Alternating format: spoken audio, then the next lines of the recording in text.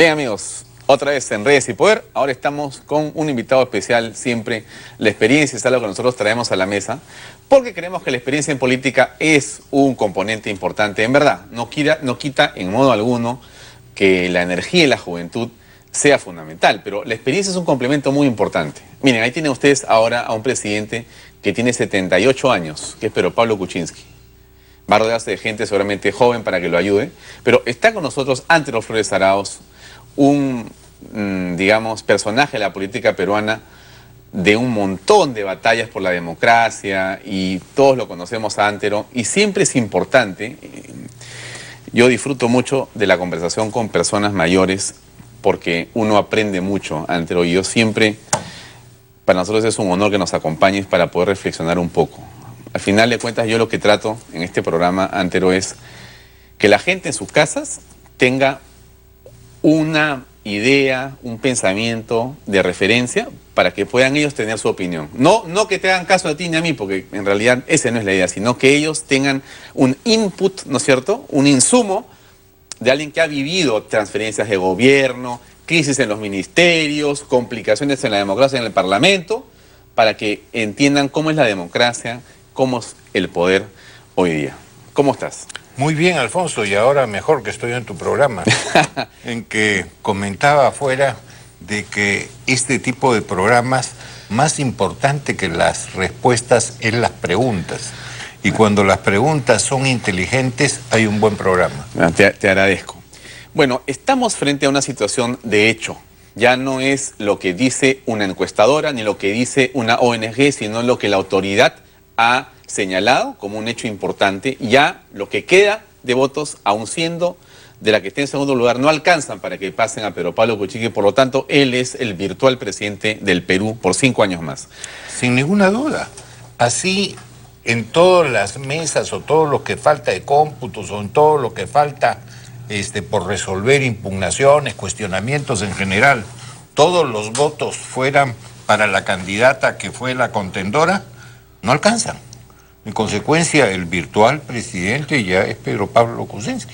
Tú lo has escuchado, él dijo algunas cosas hace más o menos unas 2 o 3 horas, tuvo un mensaje muy conciliador, muy respetuoso, digamos como estadista, y lo que creo que queda por delante es justamente limpiar las heridas, pedir disculpas, por supuesto, en todos los casos que corresponda, pero avanzar, porque acá no tenemos tiempo para más. ¿Cuánto, una vez que Keiko reconozca esta situación, que es en las próximas horas también seguramente, qué va a ocurrir a continuación? ¿Cómo ves tú la posibilidad de que puedan gobernar de manera conjunta, o lo ves imposible, o sientes que ha habido demasiada carga en esta campaña como para que no va a ser posible que se pida perdón o disculpas? En política, como en todos los actos humanos, todo es posible.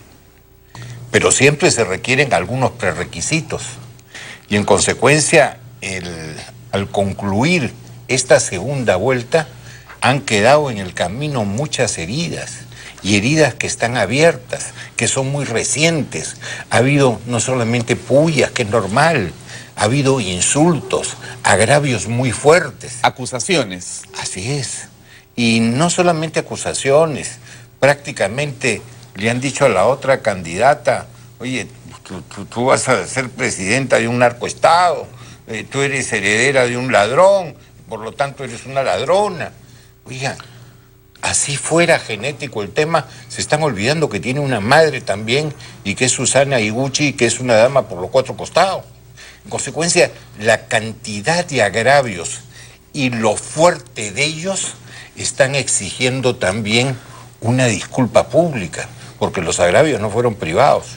Y un poco la dificultad inclusive de las disculpas, porque cuando agravias es como tirar una piedra. Qué difícil es recogerla. Hoy día leí un buen artículo, muy bueno, de Uri Ben Shmuel, en que decía una frase sobre la almohada de plumas, que una vez que salen las plumas y se las lleva el viento, ya no las puedes recoger. En consecuencia, para unas disculpas necesitas de las dos partes mucha generosidad. De una parte, el reconocer que realmente has errado en tus expresiones, y de la otra parte aceptar las disculpas. Yo creo que esa es la base para un buen entendimiento, y creo que están además obligados por la salud política del país, ¿no? Ahora, se necesita grandeza en la victoria, Sí, claro. y grandeza en la derrota. En las dos, en las dos. Porque, claro que es muchísimo más difícil la derrota porque tiene sangre en el ojo. Las derrotas duelen, claro que duelen. pero además no has perdido por goleada, sino has perdido en el último segundo del partido. Y cuando además todo te decía que ibas a ganar. Hace una semana tenía ella 5 a 6 puntos arriba y esto se desplomó. Así se desplomó, primeramente por la cantidad de agravios y el bullying que le ha hecho cierta prensa también. Y segundo, por dos graves errores. El error con el señor Joaquín Ramírez de no soltarlo de inmediato, como hizo en otras ocasiones. Y dos, el error cometido por alguien que no creíamos que pudiera incurrir en esos errores y que se manifestaba con mucha seriedad, que era José Klimper. En consecuencia, esos dos errores le han hecho un daño tremendo. Y acá te dice un poco de los aforismos antiguos: en la puerta del horno se quema el pan. Ahora, en el caso de ambos episodios, yo tengo la impresión que el problema en sí mismo no es lo que le hace daño a Keiko, sino la manera como reacciona al problema. En el caso de Ramírez porque se demora, y en el caso de Klimper porque nunca lo terminan por aclarar. Y entonces eso es lo que justamente genera la suspicacia de las personas. El rival toma eso como una ventaja y lanza una serie de rumores, entonces ya está acá el montesinismo, y bueno, ya eso se instala en un grupo de gente que estaba con Keiko porque se va, y se va donde Pedro Pablo y termina en esta situación que hemos visto ya el día de hoy en el desenlace final. Como tú bien dices, las acciones son de terceros, que son de tu equipo. Pero esas acciones requieren una reacción, claro, y requieren una reacción oportuna, reflejos, inmediata, reflejos, cosa que no ha habido, ¿no? Reflejos políticos, ¿no? Claro.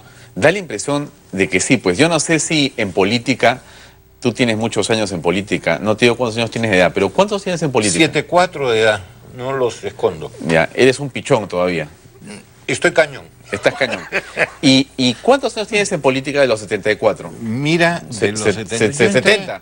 No, yo entré en política en el 85. En el 85. Sí. Ya. 85. Ya. Eres pichón entonces. Pero la pregunta es la siguiente, ¿no?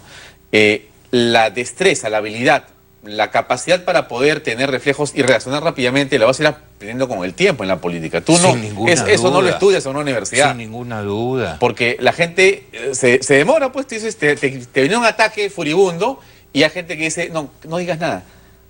Pero otros te dicen, no, aquí lo que tengo que hacer yo es salir en una y contestar para matar el tema de una vez y no tengo nada que ver. Y ahí fue el tema en este caso, este problema. Tú no puedes tener mochilas. Y para no tenerlas tienes que tener esquina, tienes que tener calle.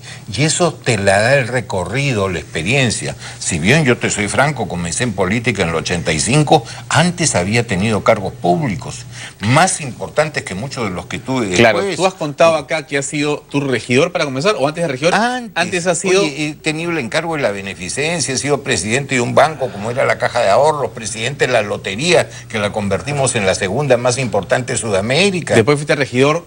Así es. ¿Con Barrantes? Así es. No, cuando era del Castillo. Jorge el Castillo. En la lista de Lucho Bedoya, porque yo era del PPC. Y fuiste congresista. Así es, 16 años. 16 años congresista, claro. Ministro de Estado. Así es, presidente del Congreso, que fue una gratísima experiencia, porque acuérdate que se querían tumbar a un presidente de la República. Y evitamos ello, y prácticamente hubo un cogobierno a través del Consejo de Estado. Y yo despachaba con los ministros, no siendo del Ejecutivo, sino presidente del Congreso. Entonces... O sea que para gobiernos débiles llámenlo a Flores Arauz. No. Hay que llamar a cualquiera, pero que tenga experiencia y que tenga muñeca. Mira, más que diplomas, más que, ¿qué te puedo decir?, pergaminos, requieres de la experiencia. Ya, y entonces, regresando a este tema de Keiko, ¿no es cierto? Porque, bueno, yo creo que al final lo que uno mira aquí es que a Keiko le faltó esquina. Más allá de que el gobierno estuvo contra ella, que los medios le hicieron bullying, ya, mira, ya, todo eso es la circunstancia, pues, así te ha tocado este partido, ¿no es cierto? Con la cancha al revés, en contra tuya, ya, pero ella pudo haber jugado sus fichas de otra manera también. También es verdad. Y hay otra cosa que ha tenido una carencia. Buenos voceros. No ha habido voceros. Mientras acabas de tener acá a Cheput, uno de los voceros de Pedro Pablo, una excelente persona, conciliadora, con ideas claras. Al otro lado, ¿no has visto eso? Claro, ¿tú crees que le faltó, por ejemplo, Marta Chávez y Lucha Cuculiza en ese equipo? Mira, sobre todo Marta Chávez, ¿no? Porque Lucha Cuculiza tiene muy buen corazón, muy buena actitud, pero Marta Chávez tiene adicionalmente mucho conocimiento de Estado. Claro, entonces hubiera podido, digamos, enfrentarse de una manera dialéctica o en el debate a los mensajes o ataques que venían de la otra parte. Y aconsejar cuándo tienes que sacrificar lo interno para ganar lo externo. Y los que son tus compañeros tienen que saber clarísimamente que pueden ser sacrificados. Oye, eso es parte de la política. Claro, uno no puede ganar una batalla sin tener bajas, ¿no? Ni hablar. Nunca vas a conquistar. Mira, es un poco cuando me hablan de las cosas del BRA y dicen, ¡qué horror! Hubo bajas. Yo me preocupo cuando no hay nada. Quiere decir que no se está combatiendo. Porque cuando se combate, tienes tú afectaciones y daño colateral en ambos lados. Claro, y bueno, ya, yo creo que no hay nada que hacer, pero las lecciones quedan. ¿Cuál debería ser el futuro de Keiko Fujimori ya una vez que ella acepte esta situación? ¿Qué debería pasar con ella? Porque puede decir que ella diga, bueno, ¿saben qué? Me cansé del asunto y hasta la vista, señores, gracias por haberme ayudado, pero yo ya no quiero seguir en política, está mi bancada. ¿O qué va a pasar? ¿Qué crees tú que debería hacer ella? Puede ser, pero yo no sé si será o no candidata del 2021. Tiene mucho techo. Pero no nos olvidemos también que y acaba de cumplir 41 años, así es, en realidad por eso te digo que tiene joven. Mucho techo. Yo inclusive creo que nadie debería ser candidato encima de los 75 ni por debajo de los 50. Esto es lo que yo creo. Y yo haría hasta una reforma constitucional para el futuro en eso. Pero ella, el techo por edad que tiene... ¿Y solamente por qué? Porque los 35 que dice hoy día la Constitución es muy poco. Para presidente muy poco, necesitas esquina, por eso te decía, una cosa son los pergaminos y otra cosa es la experiencia. A los 35 no puedes tener la experiencia que requiere un cargo, la conducción del país, que es ser el gran gerente de actividades económicas, de temas sociales y de 23 millones de peruanos. Ya, entonces, ¿qué cosa debería hacer Keiko de aquí en función de lo que viene? Dejemos de lado la candidatura del 21. Yo la dejo de lado. Ya. Tiene que ser, como ha sido en estos 5 últimos años, conductora de su bancada. Ha sido la única bancada que ha mantenido coherencia y unidad. Y cuando se requería ayudar en la gobernabilidad, lo ha hecho. Es una de las bancadas, mejor dicho, es la bancada que mejor se ha conducido.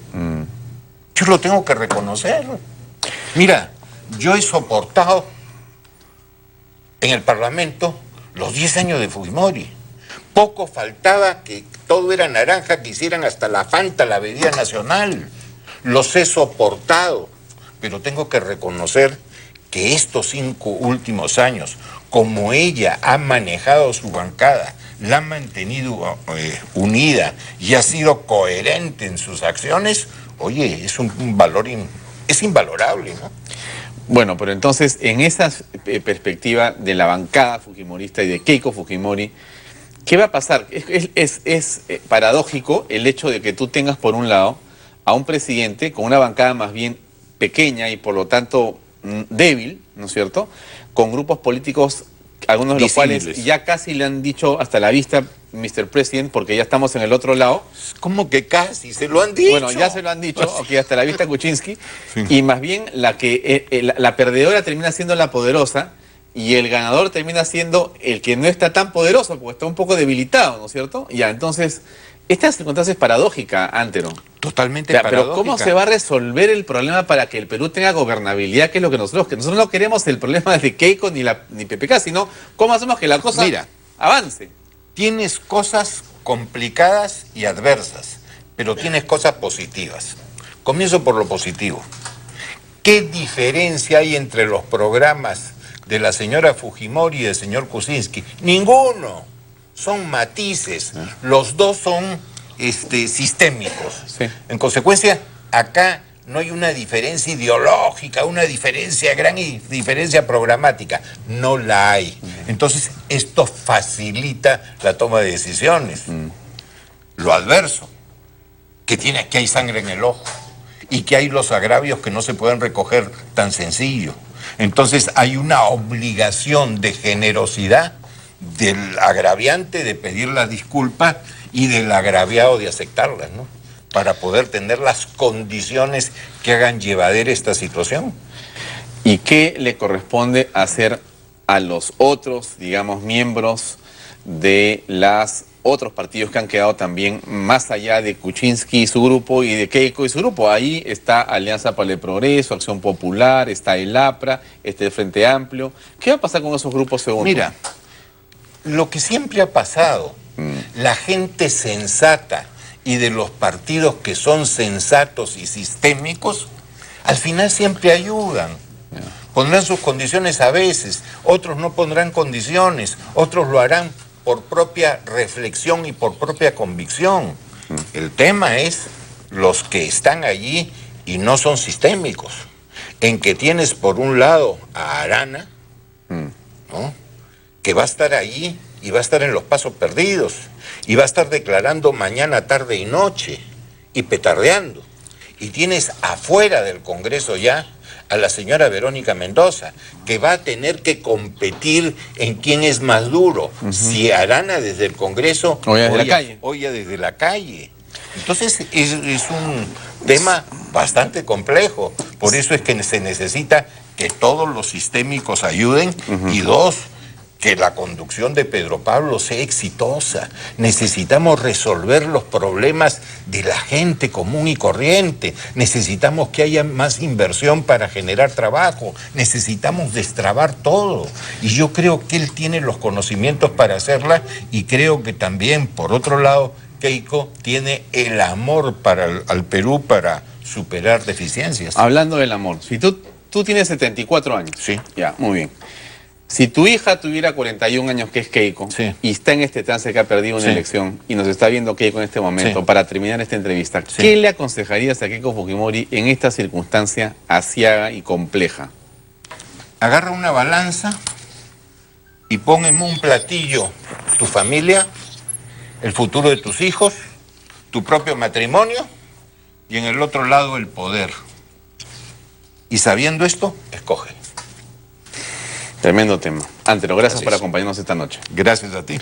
Amigos, vamos a una pausa comercial muy cortita y regresamos con el cierre de Redes y Poder. Vamos enseguida. Permiso. ¿Se ve? Muy bien, maestro.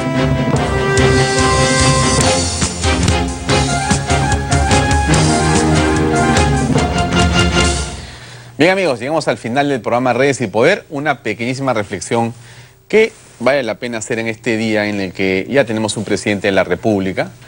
A veces Dios nos pone en cierto lugar